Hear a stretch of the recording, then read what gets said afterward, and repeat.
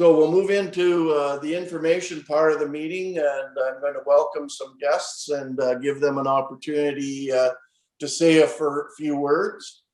So the first one would be greetings from Liz Hoffman, the current president of Golf Canada.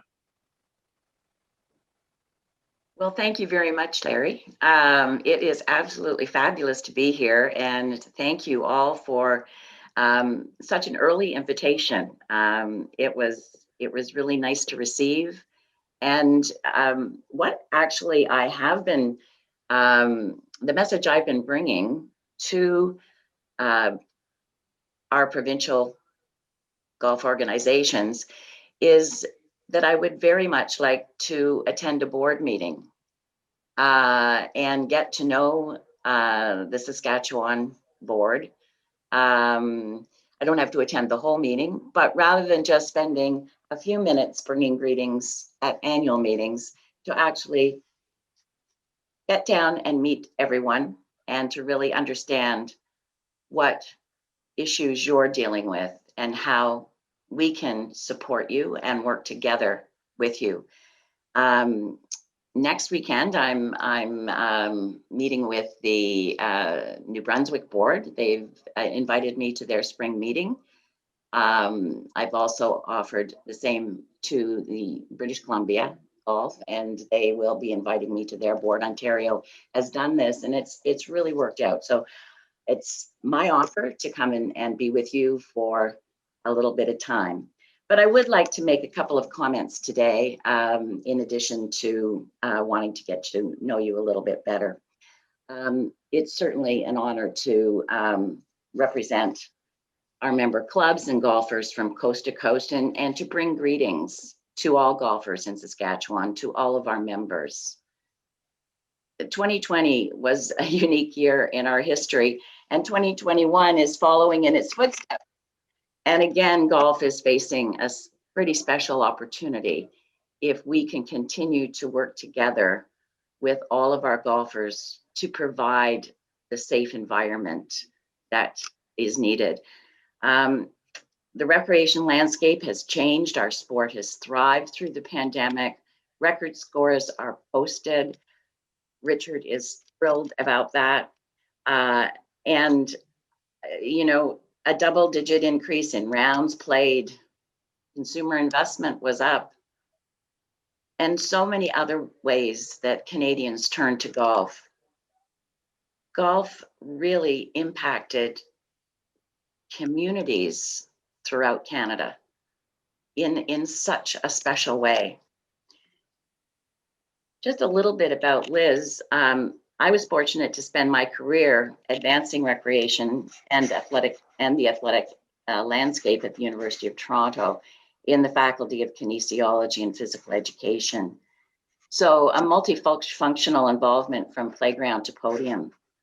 And these experiences and others through golf have prepared me for the opportunity to work together with our provincial associations and our national industry partners, with whom we share the responsibility to grow and advance our game.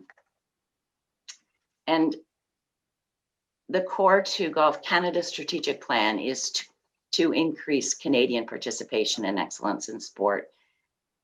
And we're seeing this, the continued growth of our talented athletes, the depth of expertise through coaching and sports science, and the fact that any given week, Canadian flags are on the leaderboard.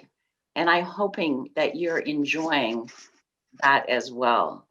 How special to see Corey Connors and Mac Hughes last weekend at the Masters, and Mike Weir, who is just so supportive of golf in Canada. And Graham Dillette, who did such a fabulous job on TSN as a commentator. He has a whole new life ahead of him if he can't get his back in gear. He's amazing. He stayed with, I have two sons that play golf, and he stayed with us when he was on the national amateur team. He stayed with the Hoffman house for 3 weeks, working on his game with Henry Brunton, who was the national coach at the time. So we really got to know him very, very well. So that's a lot of fun.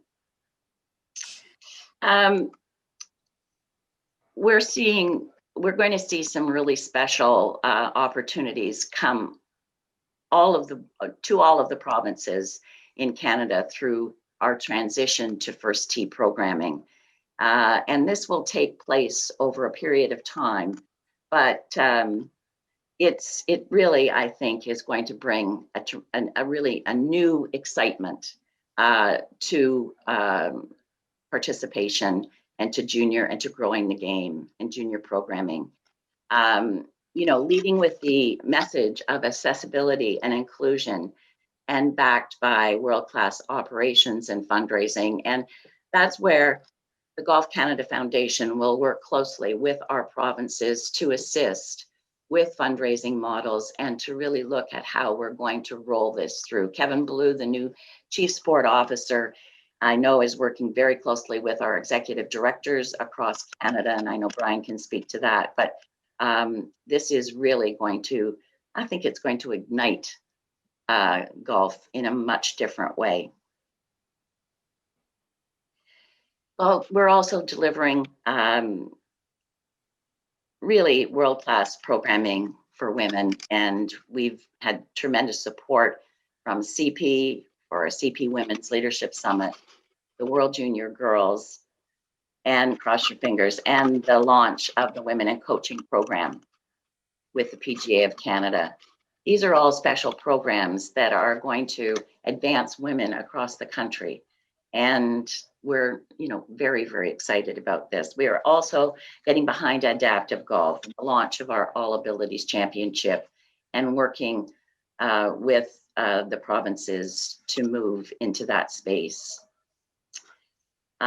As well, Golf Canada established a new council last year, the Industry Advisory Council. It's a special committee to the board, and it is made up of industry experts across the country.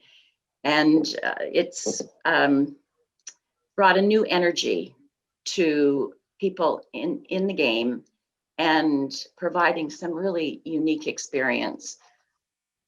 The new campaign that has been launched, Golf is Calling, is a collective effort to build the game, and it will be throughout the entire year, and everyone will be able to take advantage of that program. I would be remiss if I didn't speak about safe experience in our sport for everyone involved, and the commitment that Golf Canada has to that. But more importantly, Golf Saskatchewan continues to be a leader in that space. And I turn often, or Brian will send me a quick email or some expert advice, but Golf Saskatchewan is a leader. In our new Diversity and Inclusion Alliance, it's impacting the organization through policy, refinement, training, education, and becoming an ally to racialized communities and other equity-seeking groups. So these are all new initiatives that have been that we're working towards over the past year and on to this year. I think that, change is significant, and it's going to take time. But there's no quick way to a path to becoming more inclusive and relevant to new audiences. And we need to get comfortable in having conversations that are not easy conversations, because they are the right thing to do. We need to be representative of the country, and the board and our committees and our volunteers need to look like the country. So that's going to be an opportunity and a challenge. I want to congratulate Dawn and Larry and the Golf Saskatchewan board. A shout out to Richard Smith, who's a tremendous leader in Golf Canada, on our Governor's Council, in handicap and course rating, and has just done so much for golf in Canada. And to Brian Lee and his team for creating the opportunity for the excellent working relationship that we have with Golf Canada. Thank you. Thank you very much. And again, I would love to meet the board and spend some time with you. So please reach out. Thank you very much. Thanks, Liz. Very much appreciated, and we certainly will be in contact. Okay, next would be Blair Armitage, the Western Canadian membership rep. Yeah, thanks very much, Larry. Liz has captured a great deal of some of the things that we're doing here with Golf Canada, but I do have a few remarks, but it seems so unusual with the recent news that came out of Ontario yesterday, closing all the golf courses, and with the spike in cases here in Vancouver, where I live, we're kind of holding our breath. Almost makes my comments and remarks seem unimportant, but just the same, I'll try and capture a couple of small items. At the beginning, I really have to say that my life feels almost incomplete without a trip to Saskatchewan. It's now been 18 months since the last time I visited a golf course in Saskatchewan. But Golf Canada will continue to make efforts to improve our presence. And as Liz pointed out, we've recently started a marketing campaign. It's an online digital marketing initiative that every golf course in the country that's a member golf course has an opportunity to join us on. Also, we have introduced a new lookup tool, a golf course lookup tool. It's attached to our website. And I would invite everyone to go to our website and use the lookup tool to have a look at your own golf course. And if it looks as though it's slightly incomplete or is missing a lot of detail, I would ask that you contact your manager to get in touch with me, and we will assist them in populating the information that's contained in our lookup tool. It's the golf courses that need to initiate that in the first place. And at the end of this meeting, I'm going to circulate my email address. We've also introduced our new cell phone app. It has recently become the #1 method for posting scores, and I really would encourage everyone to download our new app. And finally, if it already hasn't been circulated, it certainly will be shortly, is a new digital document entitled Everyone Benefits. It's a very thorough document, well detailed, and it is a really valuable resource for all the benefits of your membership with Golf Canada and Golf Saskatchewan.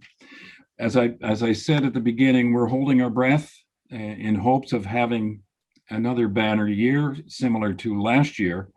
And so, Larry, thank you very much for giving me a short opportunity to speak with you today. Well, you're welcome. Thank you very much for attending. The next item, we had a very interesting update from the early start of the year to 2021. And we're going to ask Gord Pauly from the Cardiff Golf Club just to give you an update on how things were going with the reopening of golf in Saskatchewan. Hi, can everyone hear me? Sure can. Everything's good, good. First of all, no offense, Candace, but I'm from the Carlisle Golf Club, not the Cardiff Golf Club. But that's okay. That's not a big deal. Sorry about that. I was just going to give you a few minutes, like Susan from the Rosetown Club, who is from a 9-hole grass greens club. I just wanted to give you just a picture from a person from small town Saskatchewan and how our club and how our operation is working out. First of all, I want to thank Liz from Golf Canada. The golf course has a great organization across Canada, and it was great to hear her words of wisdom. I want to thank everyone out there because I think a lot of you know how successful golf was last year in view, even with COVID, we had our biggest and greatest year ever. Carlisle, we're in southeast corner of Saskatchewan. We're 9 holes, grass greens, installed in 1999. We're 10 minutes from White Bear, 15 minutes from Kenosee Lake. Those are two of the nicest, they're two of the top 20 courses in Saskatchewan. And we also have some good grass green courses in the area, including Cardiff, Moosomin, Redverse, Moose Creek. We're exactly 2 hours from Yorkton, 2 hours from Regina, 2 hours from Brandon, and 2 hours from Minot.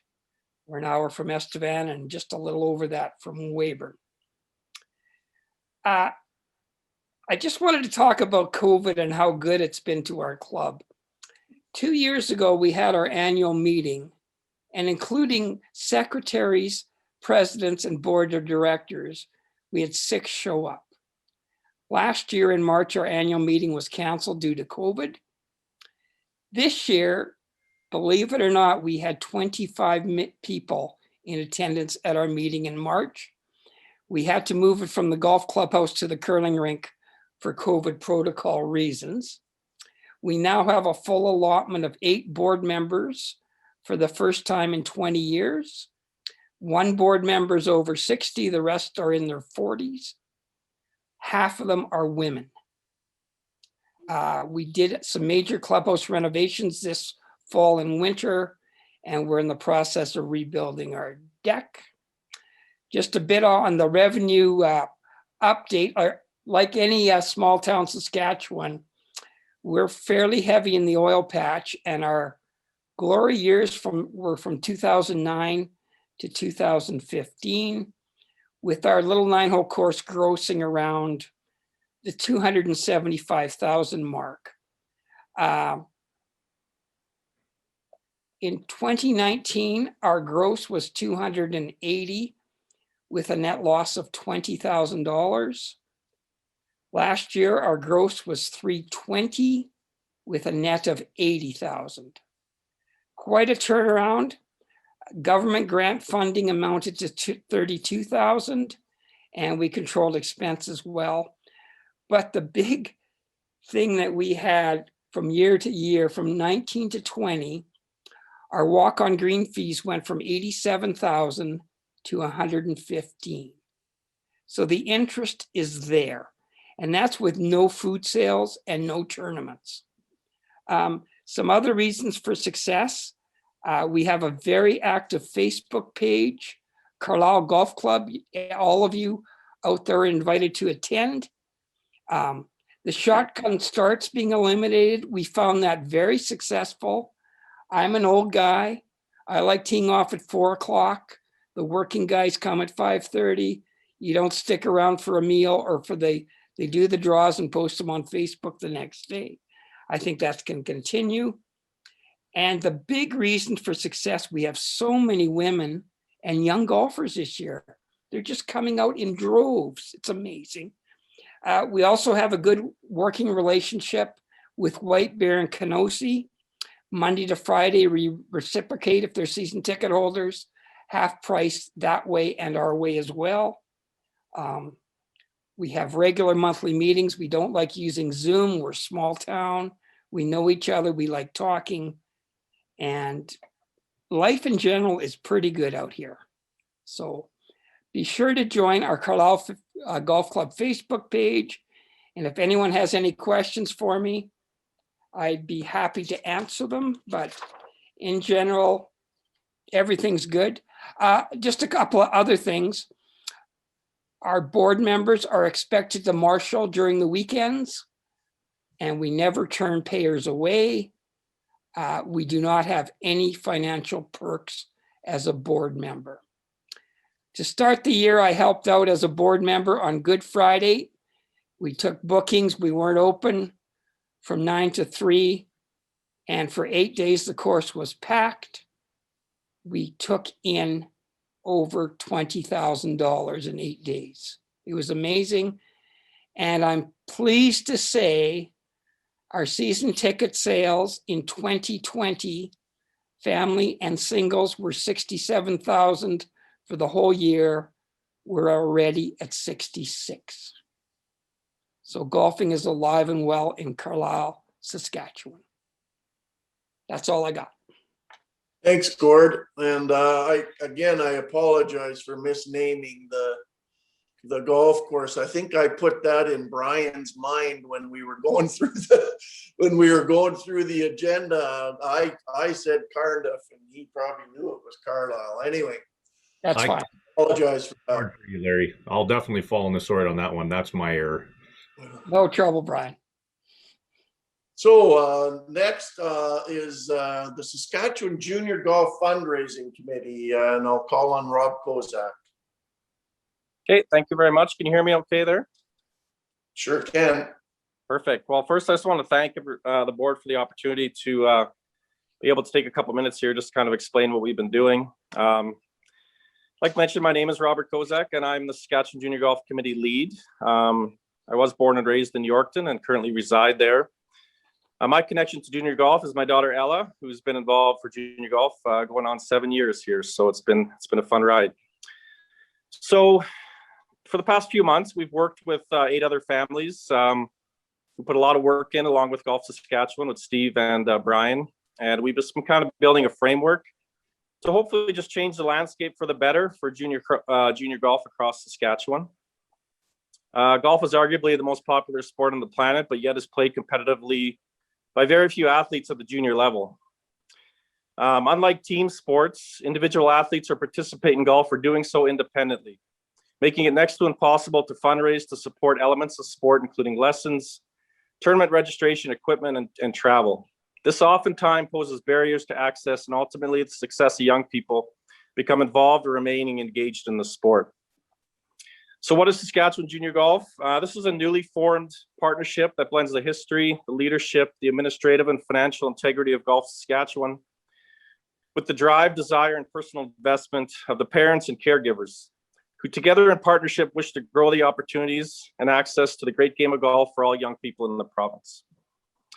Our vision is to promote golf and all its benefits to youth in Saskatchewan by increasing access and reducing barriers to the game. The intent is to provide fair and equitable opportunities for all junior golfers through financial, educational, and developmental assistance. Our mission is to provide information to junior golfers regarding financial assistance and organizing education and training opportunities. This is accomplished through fundraising done by Saskatchewan Junior Golf and by individual junior golfers.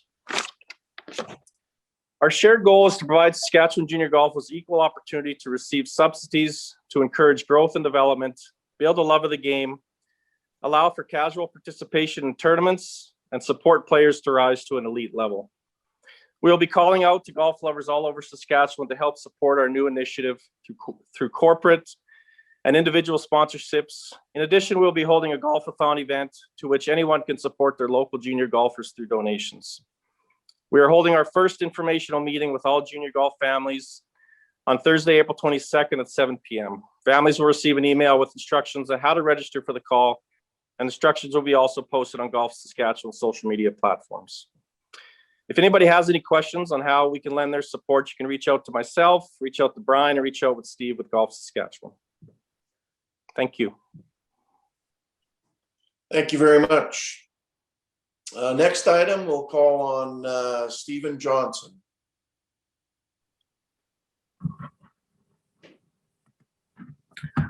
Hello all. Thank you for the opportunity to address your AGM.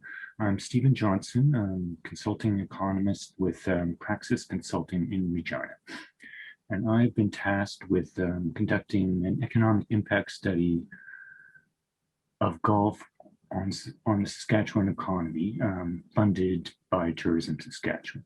And the purpose is to build on the Saskatchewan results in the 2019 national study, The Economic Impact of Golf in Canada, and to measure the economic contribution of golf in the province.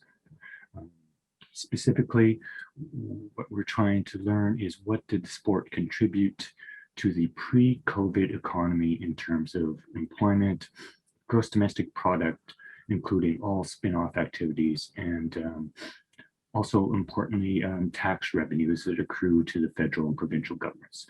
And inclusion of tax revenues could, and I emphasize here, could form part of an ask for government support if you wanted to go down that road. And I've been doing a lot of work like this lately.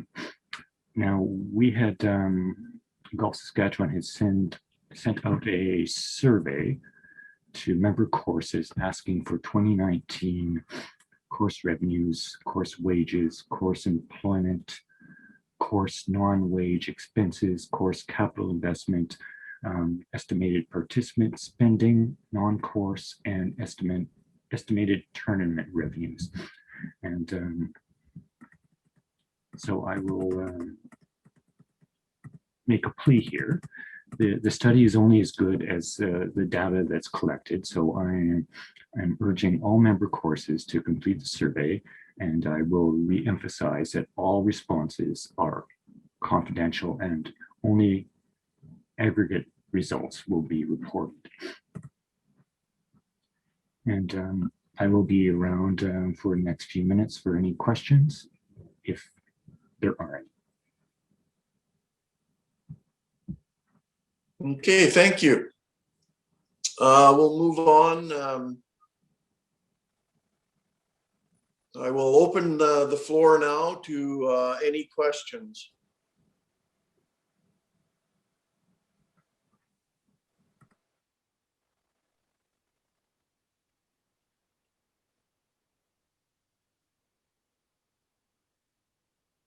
Hello, Yes? it's Paul Dowling from the Hillcrest Golf Course in Moose Jaw.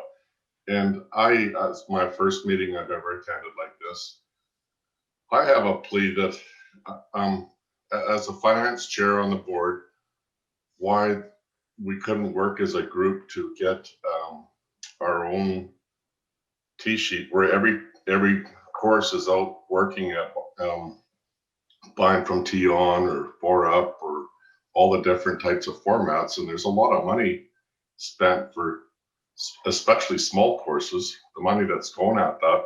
If we bought as a group, I thought we'd have more, we could work together on doing a lot better job for everybody.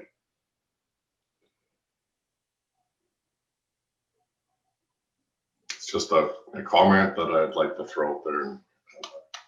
Paul, are you guys part of the National Golf Course Owners Association? Yes, we are. You do get a discount on the tee-on system through that. That's right.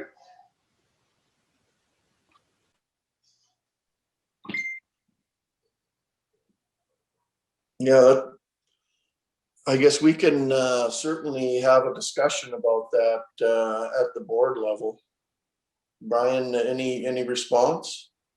No, I'm just going to say that our office, we can contact Paul just to get some ideas and clarifications on this. I think it'd be a good one to review. For sure. It's a fixed cost that we're all involved in. And I mean, as a group, I was a purchaser for my original job. So I know as a group, there's big money to be saved for all the courses. Certainly, we'll have a discussion, and Brian will talk to you. And anything else? No, thank you.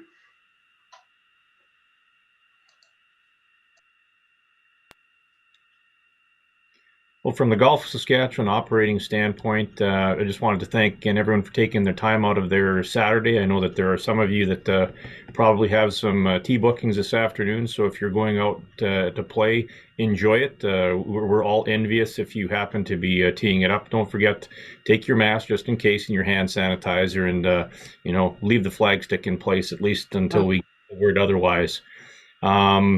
The next one that I just wanted to just briefly mention is to my staff, again, just thanks for all the work in 2020, and to the board of directors. One of the key things that's been going on before the start of our active golf season, which officially kicked off on the 15th, is this week just come visit the Golf Saskatchewan website area. There will be a relaunch of the new Golf Saskatchewan website. So I have no problem telling the membership and the board of directors, et cetera, that's on there, as well as a new tournament management software platform with Golf Genius has been officially kicked off, taking tournament registrations. And tournament registrations or championship events, etc., whatever wording the business response team has given us the thumbs up, at least at the time being, that tournaments can be held across the province, done safely using some protocols from last year and obviously some updates. So again, we're in that health advocate and the guidelines where you're going to still be required to wear a mask when you go into any public facility until otherwise noted from our government. So golf will look fairly good, at least from a standpoint, if we can keep our numbers and the variant cases low. So again, we're fairly optimistic. And again, on behalf of our staff and the operationals committee, thanks very much for taking the time. Brian, since you've mentioned the tournaments and the shotgun and doing it safely, is there going to be more information coming out to the clubs on that? Like, we've had discussions with our men's club, and we can't quite figure out how that is supposed to be done safely. How do you register people when you're only allowed 4 in the clubhouse and things like that? Like, I can see arranging shotgun, telling people, okay, go to this box at this time. How do you register people? How do they, like, is there going to be more information on that? There'll be quite a bit more information coming, Donna. Thanks for the great question. With the shotgun, I know that we've sent the math off just for, again, consulting and configuring that it doesn't make sense. With 8-minute tee times on a 9-hole golf course, you can get 72 golfers out on the property. With 4 minutes to spare, they'll actually be at some point, again, depending on if you finish on a par 5, you could have as many as 80 golfers. With shotguns under the current format, with 1 group per hole, you can only have 36. If you're a 12-hole golf course, you're obviously going to have a few more. So it doesn't make a lot of economic sense. And as far as staggering a starting group, waiting in between a green and a tee box, that's not indicated at this moment. That's not allowed. But it's for some of those smaller events, it may make sense. But for most golf course owner operators, etc., having the ability to use tee times and having 72 players on a 9-hole versus only 36 total, it doesn't take too long to figure out which one makes more economic sense for the club. So just bear with us while we work through those details. And again, we were kind of surprised that that was even a mention, considering that it's a larger gathering than what's currently allowed, at least at religious venues or at banquet facilities. And that's 30 people at the moment.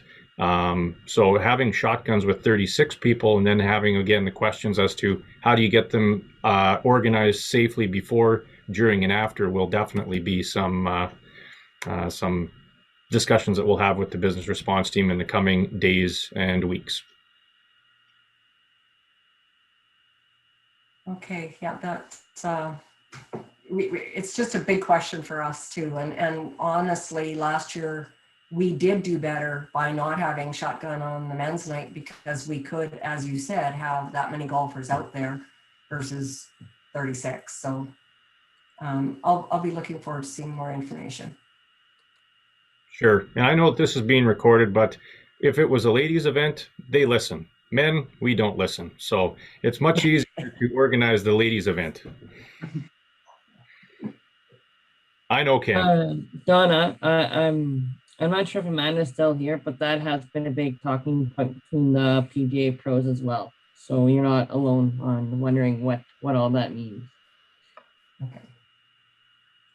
The other update that we did have for the owner operators and facility members is that the line of only 1 person allowed in the clubhouse washroom has been updated. So it's whatever social distancing is allowed. So if your facility has 3 sit-down stalls, you'll be able to use 2 of them. Just probably take the middle one out. And then if it's on the urinal side, it's most likely the same as what you've seen at other venues. Every second one is kind of off limits.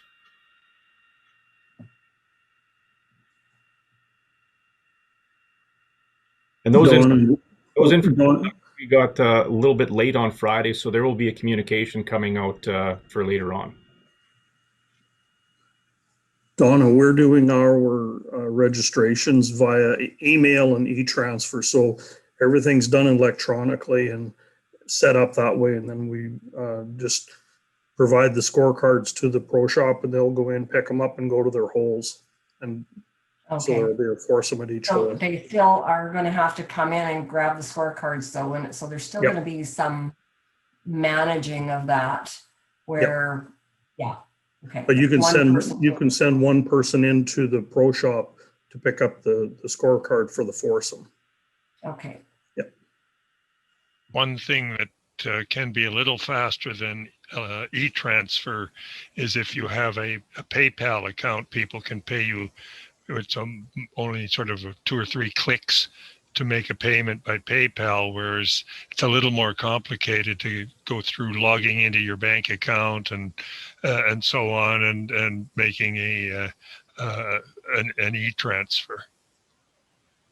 What we do is we set up their fees. They pay it once for the full year. So it's all paid up in advance for the year.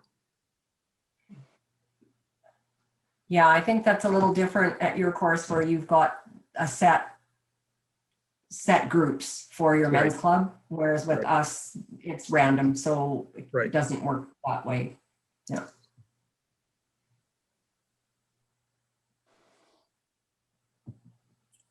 All right, well, we're almost at the hour and a half mark, which is quite long for a Zoom meeting. So unless there's anything of urgent nature, I think we'll call this an end.